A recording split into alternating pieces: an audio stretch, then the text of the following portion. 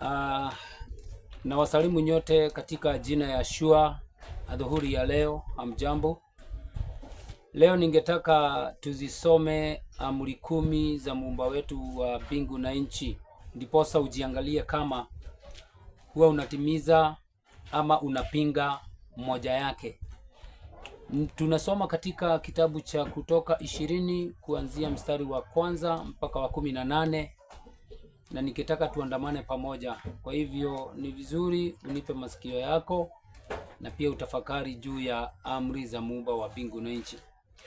Yawe akanena maneno haya yote akasema, mimi ni Yawe Muumba wako, niliyekutoa katika nchi ya Misri, katika nyumba ya utumwa. Usiwe na mwingine ila mimi. Usijifanyie sanamu ya kuchonga wala mfano wa kitu chochote kilicho juu mbinguni wala kilicho chini duniani wala kilicho majini chini ya dunia. Usivisujudie wala kuvitumikia. Kwa kuwa mimi ni Yawe Muumba wako, ni Muumba mwenye wivu, na wapatiliza wana maovu ya baba zao hata kizazi cha 3 na cha 4 cha wanichukiao, nami na warehemu maelfu elfu wanipendao na kuzishika amri zangu. Hiyo ni ya pili.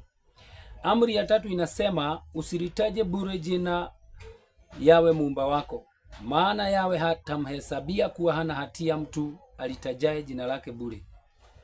Hiyo ndiyo amri ya 3.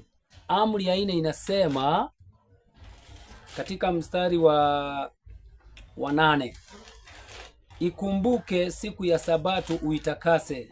Siku 6 fanya kazi, utende mambo yako yote, lakini siku ya 7 ni Sabato ya Yawe Muumba wako. Siku hiyo usifanye kazi yoyote, wewe wala mwanao wala mjakazi wako wala binti yako wala mtumwa wako wala mnyama wako wa kufuga wala mgeni aliye ndani ya malango yako. Maana kwa siku 6 Yawe alifanya mbingu na nchi na bahari na vyote vilivyomo, akastarehe siku ya 7.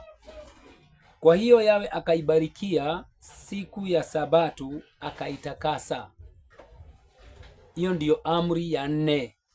Wale ambao huwa wanasema hiyo ndiyo amri ya 3, kuna mahali ambapo amri ya 2 imeondolewa, ambayo inaongea juu ya usijifanyie sanamu ya kuchonga. Kwa hivyo tunaendelea. Hiyo ndiyo amri ya 4. Ya 5 inasema, waheshimu baba yako na mama yako, siku zako zipate kuwa nyingi katika nchi upewayo na Yawe Muumba wako. Hiyo ndiyo amri ya 4. Na ikiwa amri ya 4, basi watu wengi wanaipinga.